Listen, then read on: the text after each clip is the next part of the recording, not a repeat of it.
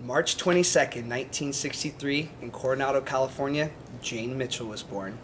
The youngest of four, Jane would almost immediately catch the journalist bug when at 2 years old was talking into a tape recorder with her mother.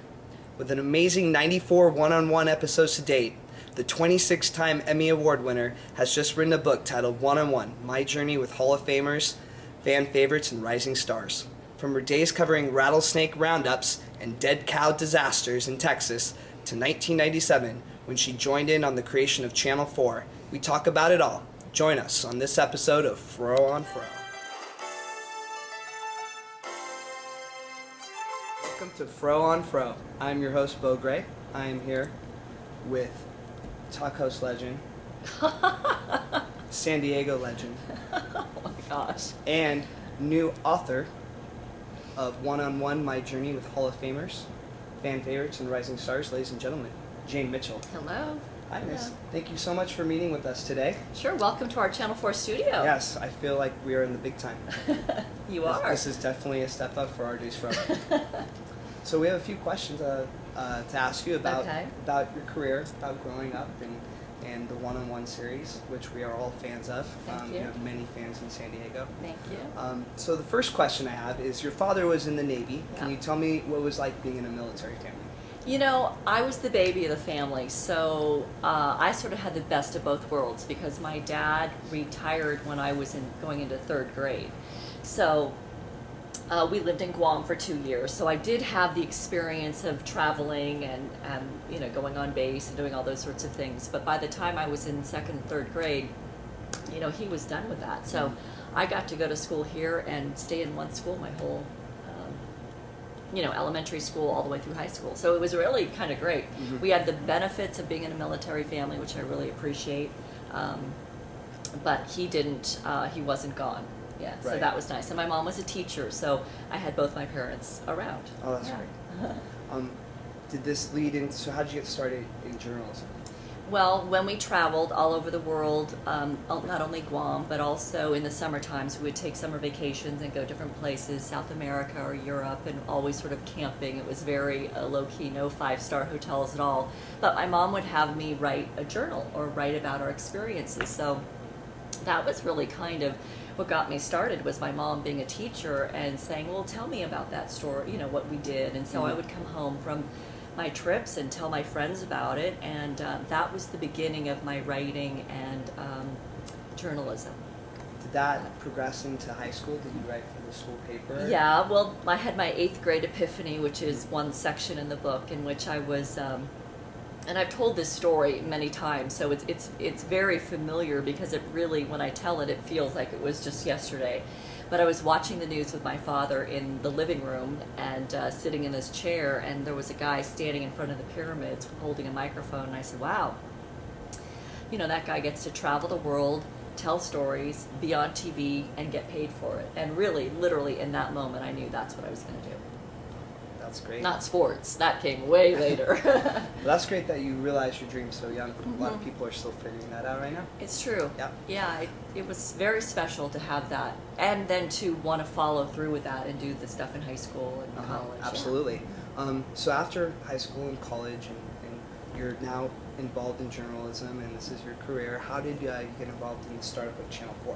Okay, well, I came over to Cox in 1996 because they were going to do the Republican National Convention. It was a nonpartisan channel, but just sort of telling the San Diego story to San Diegans and or to visitors, and tell the visitors about San Diego and the locals about what it all meant to have this big convention in town. Well, that summer, with the brilliance of Bill Geppert and Larry Lucchino, Bill with Cox and Larry with the Padres, they said, let's put lots of baseball games on TV.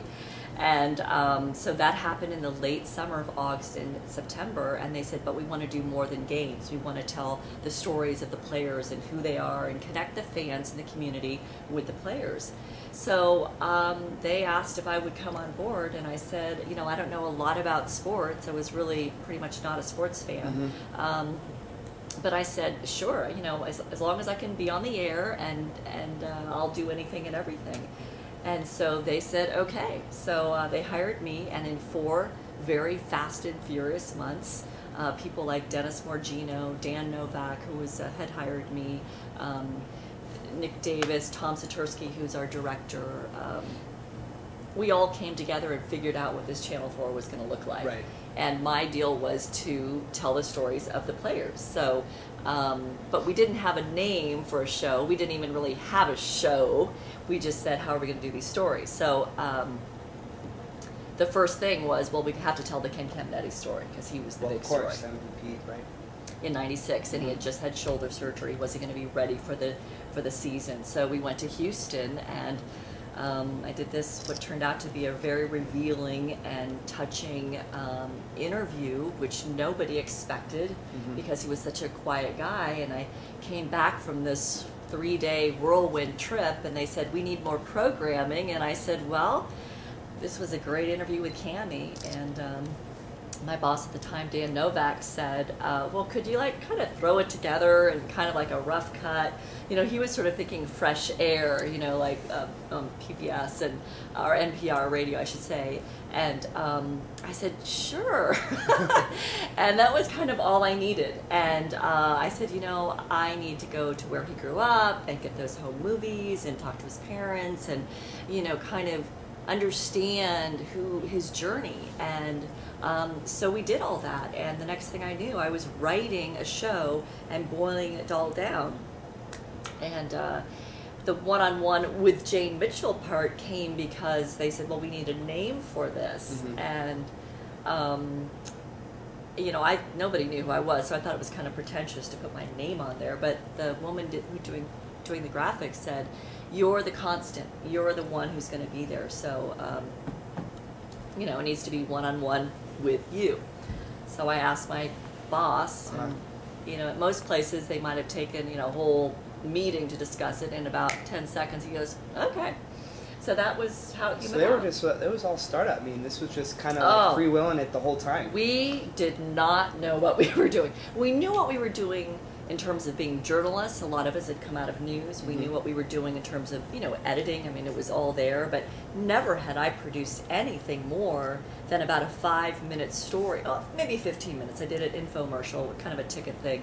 But I mean, this was a very different format to go from daily news for a few years to this really in-depth. And I got to have an opinion. Not an opinion as in, oh, I think Ken Caminetti is a really cool guy, but I get to paint the portrait. I use the adjectives that I felt described him and what other people use. So I, as Bill Geppert said, will provide the canvas, and you know, you get to paint your painting. Wow. So here we are, 15 seasons later. Yeah. Amazing. So it all started with Ken Caminetti. Yep, that was it. That was the start of it. So.